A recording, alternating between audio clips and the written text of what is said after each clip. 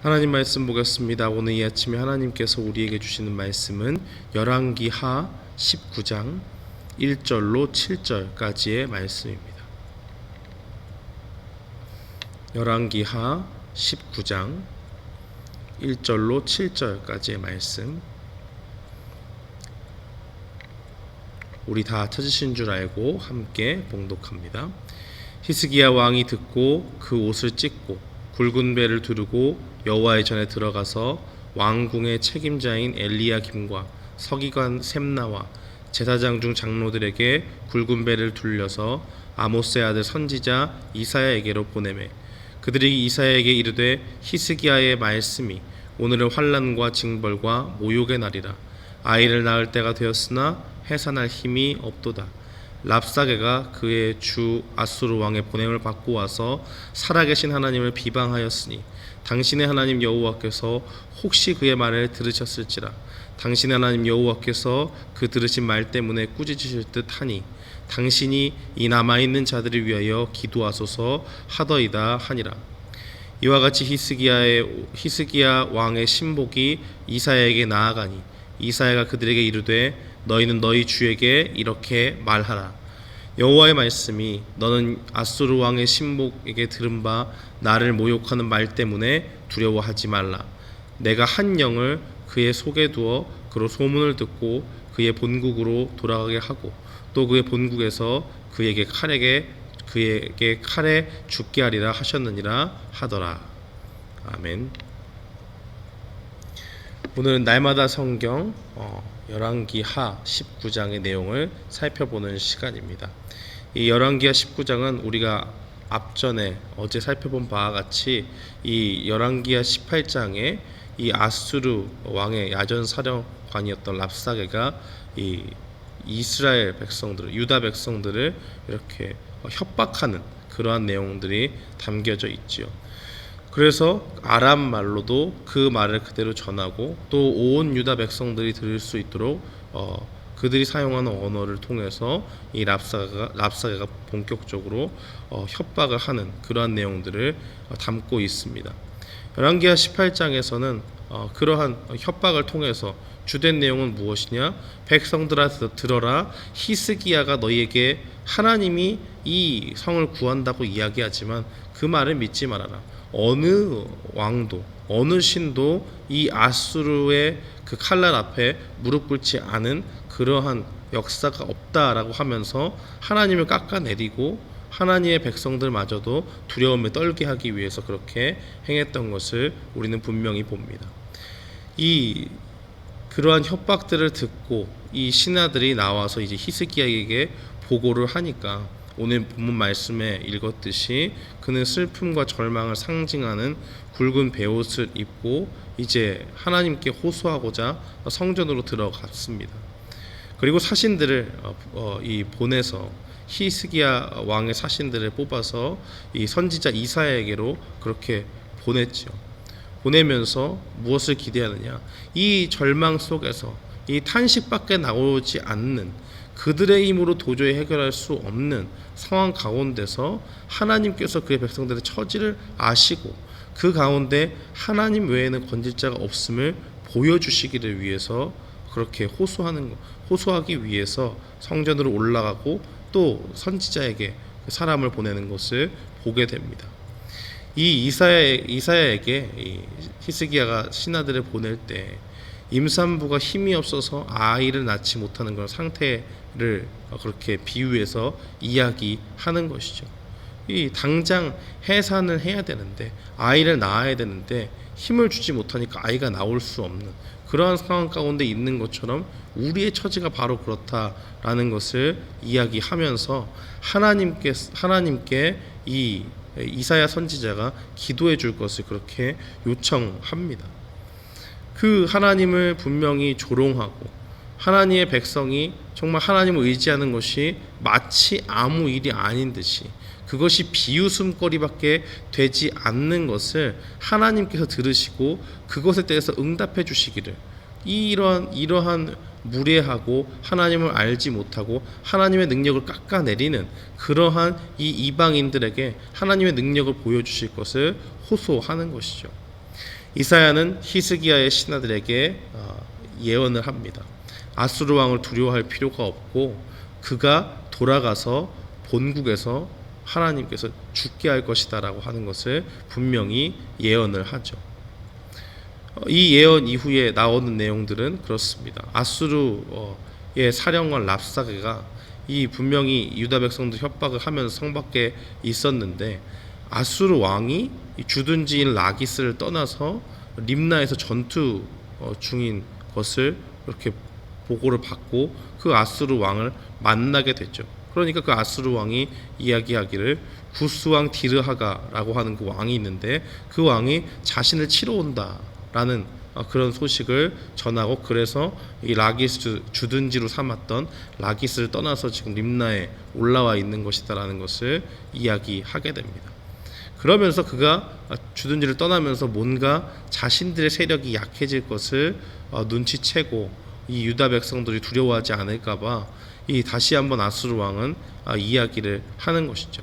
편지를 써서 히스기야에게 보냅니다. 내용은 똑같아요. 하나님이라고 할지라도 너희를 구원할 수 없다.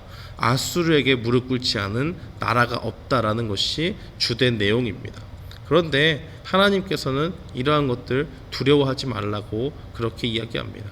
히스기야가 이 편지를 받아들고 하나님 앞에 펼쳐놓고 기도하면서 하나님은 이 세상을 창조하시고 온 세상을 다스리시는 왕이기 때문에 하나님께서 정말 이 이방의 아수르 민족들을 물리쳐 주셔서 하나님의 그 크신 능력을 이방 사람들에게 보여주셔서 정말 그들이 이야기하는 대로 하나님이 정말 조롱거리밖에 되는 것이 조롱거리만 되는 그러한 정도의 수준이 아니라 정말 아수르가 섬기고 있는 그 신들이 다 거짓된 신들이고 하나님만이 참된 신이 되셔서 우리를 구원하시고 온 세상을 다스리시는 그런 통치자이심을 보여달라고 그렇게 하나님 앞에 기도하는 것을 보게 됩니다.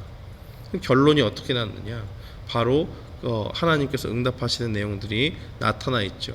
오늘 본문 말씀을 읽지 않았지만 19장 후반부에 가면 이 18만 5천 명이 밤새 이 유다 백성을 둘러싸고 있는 그 아수르 군대 중에서 18만 5천 명이 밤새 죽게 되고 이 아수르 왕은 자기 나라로 돌아가서 그가 섬기는 신을 섬기려고 들어갔다가 아들들에게 죽임을 당하게 되는 그러한 일들을 분명히 보게 됩니다. 하나님께서 이사야 선지자를 통해서 히스기야에게 말씀하신 그 모든 것들을 이루시고 그대로 성취됨을 우리는 보게 되는 것이죠. 사랑하는 성도 여러분, 오늘 본문 말씀을 통해서 우리는 무엇을 깨달을 수가 있습니까? 첫 번째는 하나님께서 우리의 기도를 들으시는 하나님이다라는 것을 분명히 보여주고 있습니다. 예레미야서 33장 3절은 분명히 이야기하죠. 너는 내게 부르짖으라 내가 내게 응답하겠고 내가 알지 못하는 크고 은밀한 일을 내게 보이리라.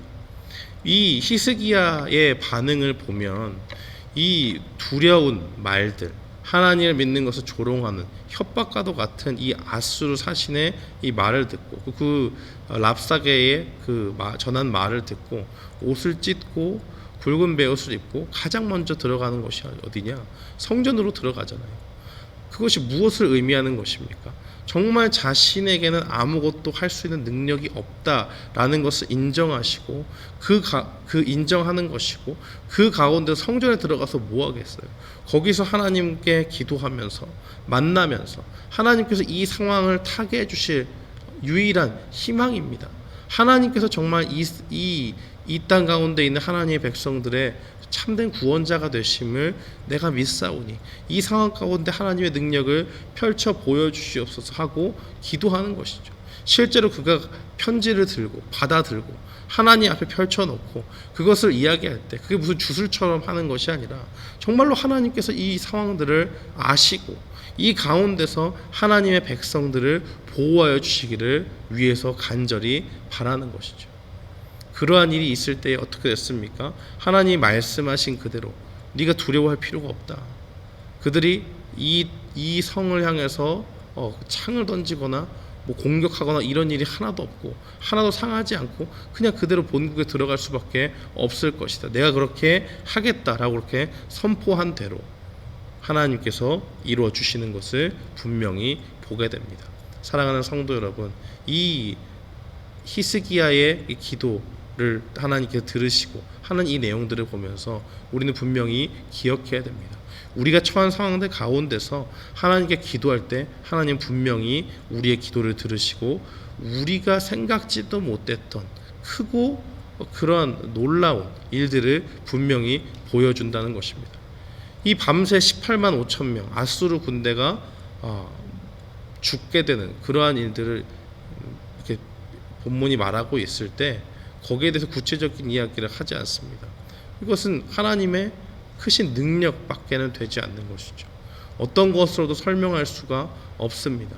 하나님께서 그렇게 하신 것이고 그 가운데서 정말 유다 백성들이 누가 나가서 싸운 사람이 없는데 하루아침에 이렇게 죽는다고 하는 것은 하나님께서 생사화복의 주관자가 되시고 그들의 생명을 단숨에 걷어갈 수 있는 능력이 있음을 우리에게 보여주시는 것입니다.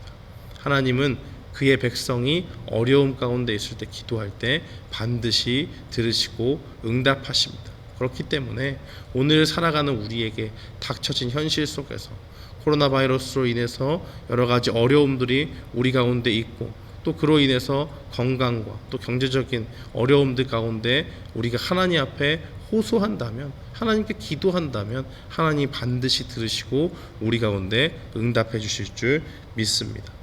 또 한 가지 우리가 분명히 기억해야 될 것은 이 하나님을 믿는 백성들에게는 위기가 곧 하나님의 능력을 체험하는 은혜의 시간이 된다는 것을 분명히 볼 수 있습니다. 이 상황들은 분명히 절망적인 상황들이죠.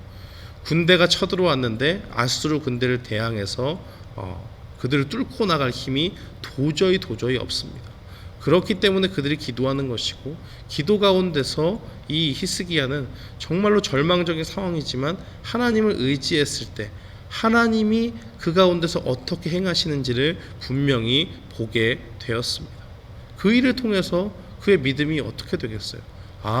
참된 하나님께서 정말 우리를 돌보시는 그 하나님이시고 이 세상에 다른 신이 없고 하나님만을 의지할 때 그 가운데 참된 능력이 있다, 기쁨이 있다, 그 가운데 정말 소망이 있다라는 것을 분명히 깨달을 수 있는 것 아닙니까?